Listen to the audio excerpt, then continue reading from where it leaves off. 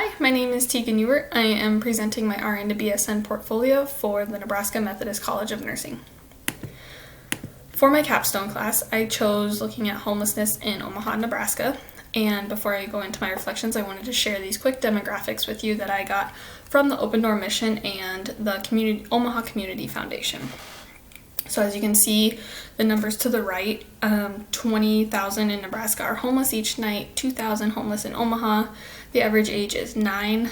The wait list for the homeless is about 11 and a half years. And since 2015, we have been increasing our number of homeless. I work in the ICU and I take care of someone who is homeless probably every 1 to 2 weeks. So this was a pretty important topic to me to kind of figure out what's being done in our community and what I could continue to do to help.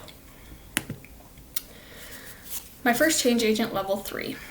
I took care of a patient who used meth. I got her from the ER.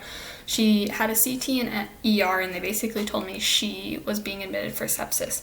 She was complaining of a lot of pain, and they told me nobody would give her pain medication because of her history of drug use. As she came to me, I looked at her CT scan and noticed a very inflamed kidney was reported, and so I called the doctors. I had to call the doctors 3 different times, and finally got someone to the bedside. Before them coming to the bedside, I encouraged her to explain why she knows she's not getting pain medication, but that she truly needs some. In the end, she ended up getting her pain medication, but she did a really great job speaking out and saying, I understand with my history why you're not giving me pain medication, and I completely understand that, but I really need some pain medication. So how I created a voice for self and others. I saw this patient 7 weeks later, actually. Her mom was admitted to the hospital and she caught me on the floor. And I didn't even recognize her, but she gave me a hug and she explained who she was. And I said, oh great, how are you doing? She said, because of you, I've been clean longer than I've ever been, and I'm learning to voice what I deserve. And I just wanted my patient to be comfortable at the time, but this experience taught me that I have 12 hours to change someone's life, literally change someone's life. And in order to do that, I need to figure out what their problem is and how I could create a voice for them or create a voice for myself. I connected this to homelessness because many of our homeless are brought in for the same kind of things, drug and alcohol use. And we usually get them through their detox, and get them back out the door. And I'm wondering if I took the extra time to show my interest in their, multitude of issues, would that be the ticket to them finding their voice or finding their initiative to start to make change in their own lives? Change agent level 4.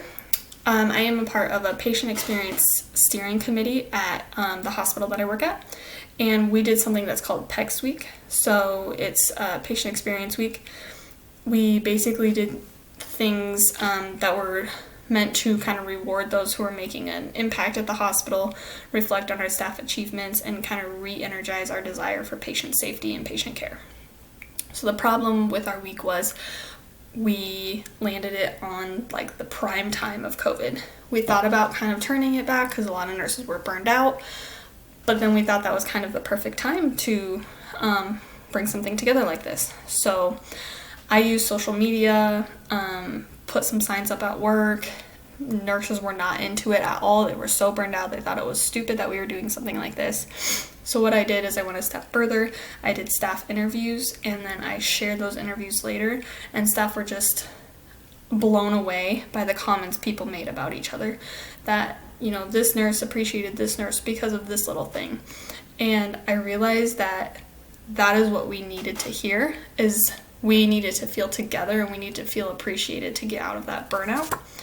So what I learned from this, to draw individuals together for this common purpose, as this change agent reflects, means to create a family bond or a trusting relationship in nursing. We have to trust each other and we have to work with each other well in order to provide the best patient care. And I really think we deserve more than one designated week of feeling together or feeling like we matter. So I kind of committed myself to continuing to draw my team together, do these team interviews, find new ways to prevent burnout so that we never grow tired of the incredible work that we're all doing.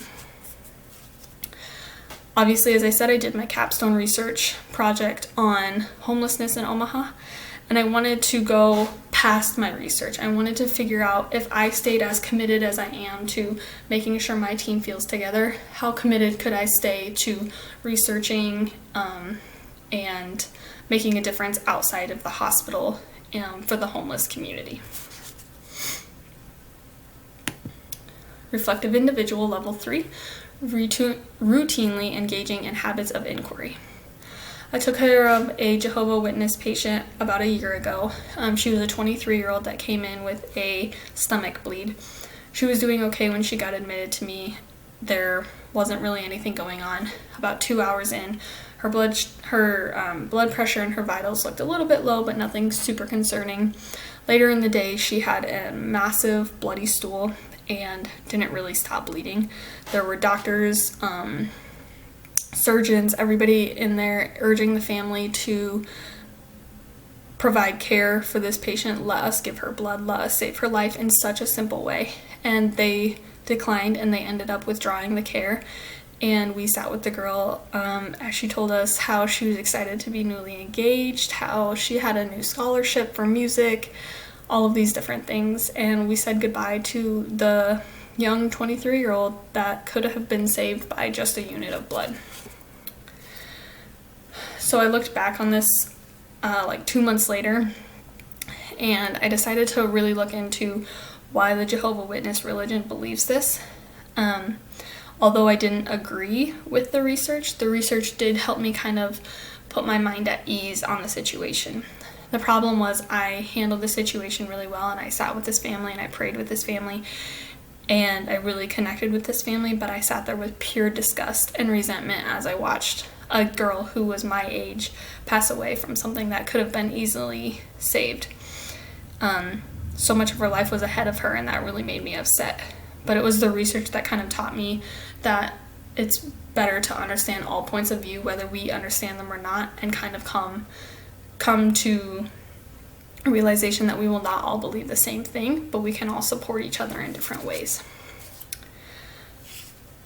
So I'd like to continue my research on the homeless, as I've kind of continued to say. I want to understand, and I want to ask my homeless patients questions more often and understand their why, and understand, with my research and between, connecting with my patients, doing my own research, finding my own resources, maybe I could provide them some personal individualized resources of their own, and just have a better understanding of why my patient is homeless, what their point of view is, and hopefully come off with an anti-judging patient care.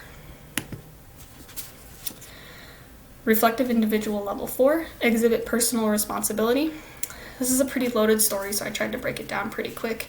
I had a patient who had cryptococcal meningitis, and then he also came in with, as it says on there, meningococcal meningitis later. It's very, very severe. He walked into one hospital healthy, 2 days later was lethargic, overnight went unresponsive, and then was transferred to us.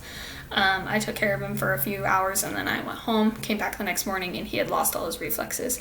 The resident told me that he was just over sedated, and that's why his reflexes were gone, and I needed to just turn the sedation off.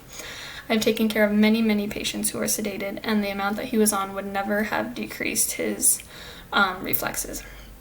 So I turned it off, but I continued to look through the notes overnight, look at what had been going on, and then I also looked into a med journal that I found online on cryptococcal and meningococcal meningitis. And what I came up with was commonly these forms of meningitis have increased intracranial pressure that can cause pressure on the brain. It can cause the brain to typically herniate, which can cause a loss of reflexes.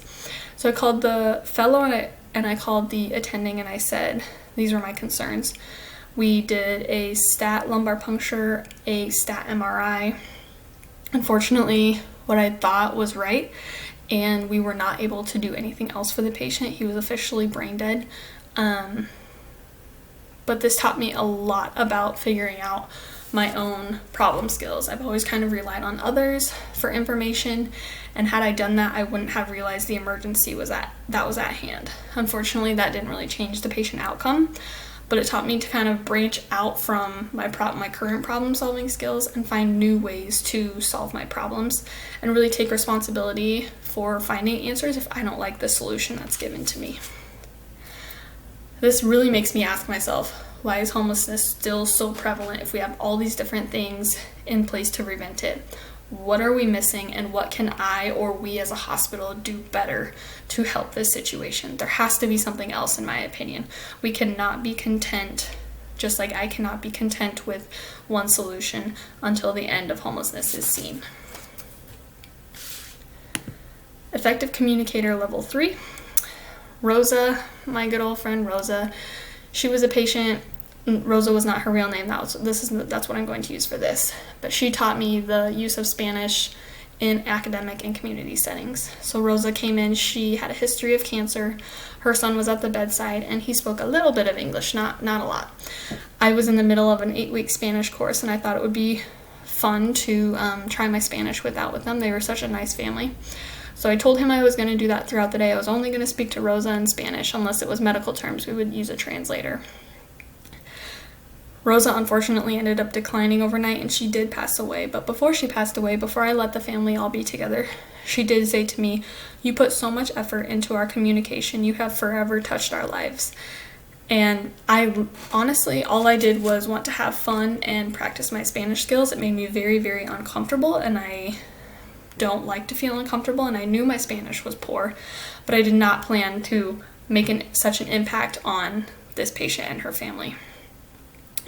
She didn't mind that my Spanish was so poor, but it made her last days, more entertaining. She felt more cared for, and that's really what I was going for. Making her language and her culture more of a priority was absolutely a game changer in Rosa's last few days. Branching out of my comfort zone for Rosa and speaking Spanish with her kind of reflects back to homelessness. I want to be persistent in asking the question why. Why is it still prevalent? Why are you homeless? Why do you revert back to this? Why do you do this if you do not want to? These questions are sometimes scary. People do get upset. But I think even though it may be awkward, and it may be awkward for both me and my patient, it might better help me understand where my patient is at in their desire to get better, and also might show my interest in the subject and build a trusting relationship with my patient that they feel they can lean on me. Finally, my effective communicator level 4, the coronavirus on the ICU floor. So I work on the bio unit in the ICU. We take care of many, many Hispanic people, and oftentimes we don't know that they don't speak English until we're able to get them off the ventilator and we realize they can't speak back to us. I took care of a woman who we were planning to take off the ventilator that day, and usually they need to follow quite a few of our commands in order for us to feel comfortable taking them off. So I brought a translator in on our little iPad, and I used that to communicate with her. When we extubated her, she was just smiling ear to ear at me, which is a very, very weird thing for someone to do who just got off a ventilator. And she kept smiling, telling me that I was the first person who brought a interpreter in to speak to her, and she finally understands what's going on. And it just put a pit in my stomach that our patients are on ventilators not knowing why they're there, where they are, what's going on, until we finally realize that they don't speak English. What I learned was to become more aware of the interactions that I have with my patients and have the desire to make their culture more of a priority. I'll take the extra 3 minutes to set up the interpreter and stop making it an excuse, because I gained her trust and I made her care more comfortable following that. We can't rush to find a solution, just as I can't rush to care for my patients. We need to trust and start making this a priority, and that's the only way we can start fighting an end to homelessness. We need to be sure that we're in constant communication with the homeless, make sure we are meeting their needs before we start trying to implement our own plans and desires. And here's my reference page, and I appreciate you listening to my stories and all of the teachers that helped kind of pull all of this together for me over the last year and a half.